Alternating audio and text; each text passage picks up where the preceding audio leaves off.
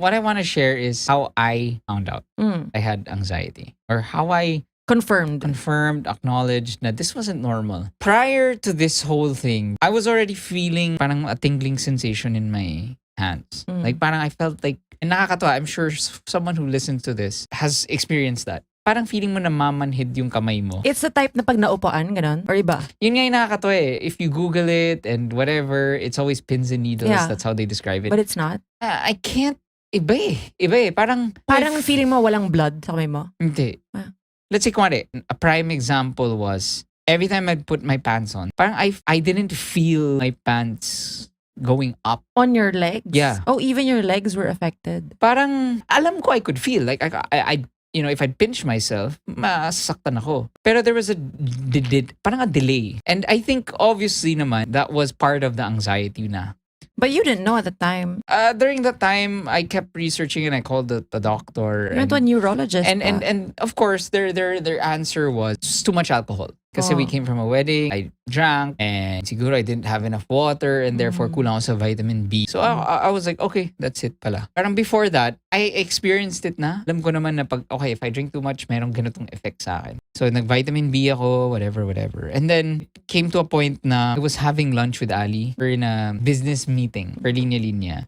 We were eating sushi. It's not like this person was our close friend or whatever. It was we were talking about business. Suddenly, like, panic attack ako. Hindi ko masabi na having an teka, attack. nag-freak out ako. So, we were eating sushi and then I felt like di ko na maramdaman yung kinakain ko. Oh my God. Like, parang, oh my God, what's happening? Oh my God, I'm gonna die. Oh shit. gosh. Ganon. Tiniis ko, left, went straight to the hospital. Oh, I don't remember this. Yeah, tas nag-ER ako, diba? ER made me go to neuro, then do all these things, chest x-ray, blah, blah, blah. I was fine. Kept nag-ano yung frequency niya, diba? Yeah, parang nangyari was the nerve thing just kept getting worse. Parang mas ramdam ko, mas iniisip ko, and then those bursts of panic attacks kept happening. Like, kunwari, I'd be in a meeting and suddenly I'd be like, freeze ako. I can't talk. Couldn't think. And then because I couldn't think, kahit normal lang naman na would just be a second of me not thinking. Iisipin ko, oh my God, nag-pause yung brain ko. Tapos hindi consistent yung mga triggers, no? Yeah, walang trigger. Kasi after that, I think I stopped drinking. Could still exercise. So physically, I was good. And then eventually, I saw a doctor. This is a good neurologist. Hindi siya Candy Crush. And then he made me do this test, like where I touch my nose, touch my whatever. Trying to check if it was some sort of nerve damage. If I have nerve damage. And he pretty much said, like, this is stress-induced. Didn't say it, but when he prescribed it, I didn't know what the drug was. So I asked my dad, apparently it's like some very strong antidepressant, pampakalma. I drank this. It was, sobrang sarap. For the next 5 days, I was like so happy. I'd go to the office and Ali was like, grabe, iba yung energy mo. So ako like, saya, tara, ganyan. So excited. And then I realized I suddenly got scared na, oh no, 2 days left of this med. And then on the second to the last day, biglang nag-major freak out ako talaga. I want to give more examples because someone who might have experienced this might realize na, yun pala yun. Yeah. And ma-ease yung, kasi that's what I was looking for during that time. Does anyone feel this? Wala ba? Yeah, Wala ba talaga?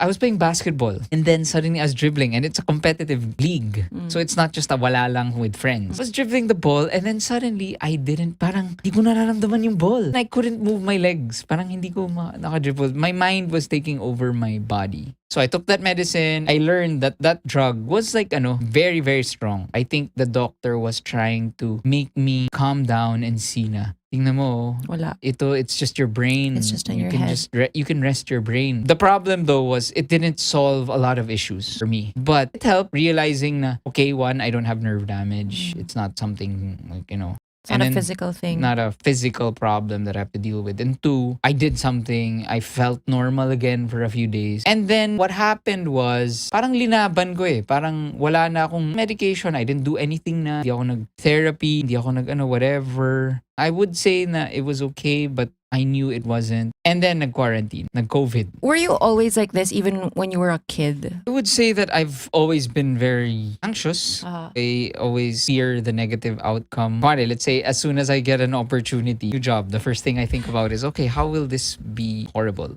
Or like, I get a new toy or a new guitar. Okay, how am I gonna ruin this? Oh. Medyo ganon. What really triggered it is, which I learned, I really had post-traumatic stress. Parang generally, I was anxious but very manageable. That's the thing, we're perfectly in love. We were young, we were pregnant, we were expecting a boy and a girl, twins, and then suddenly it just, it's 2 ICUs. I feel like I'm gonna lose Sab, and my kid just lost another One, kid. yeah. And was something that really, took all of my emotional energy. Like nothing was left in the tank after Yeah. that. So I had that trauma, never assessed it. Processed I it. actually had to talk to my sisters kasi parang asked for advice because parang I realized I was becoming so overprotective of you because I saw you in that moment and in that delicate situation. Parang nothing can harm this person.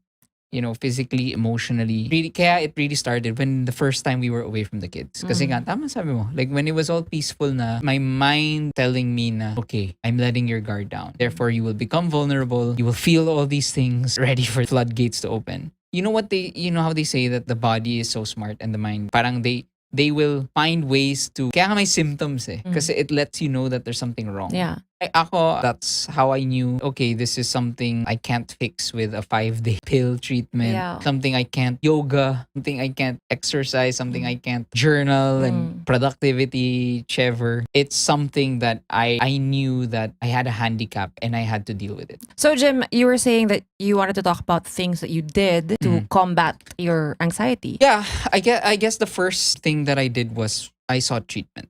And it took you how many, no? Parang you went to ER thing, you went to a Candy Crush neurologist, Yes. months later, I went to a actual Candy Crush therapist online. Then a good neurologist who Yeah. gave you very strong drugs. And then Si drugs.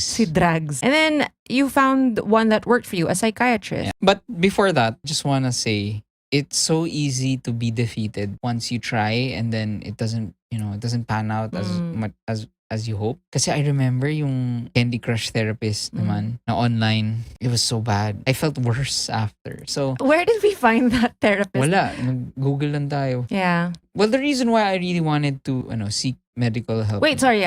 Candy Crush therapist, can you expound? Bakit siya naging, why do we call Candy Crush because yung parang wala siyang pake? when I was 23, I went to the doctor provided by my company. And then the whole time na nag-diagnose siya sa akin, nag-Candy Crush. Tapos I ended up na napa-colonoscopy na hindi ko alam bakit. na hindi mo kailangan. Na hindi kailangan. Barium enema.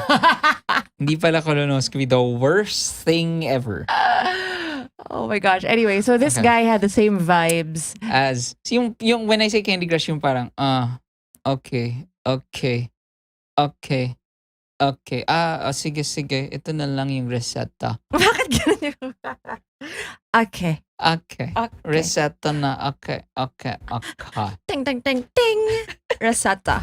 And the thing is kasi with something like this, it's so easy kasi to feel good the next day. That's the problem Parang there are days na okay So you feel like, okay, parang okay, tama, okay. Hindi ko na kailangan. Hindi ko na kailangan, but acknowledging that it's the same as having diabetes, diba? Or having something, you can change your diet, you can do whatever, but you need to be diagnosed.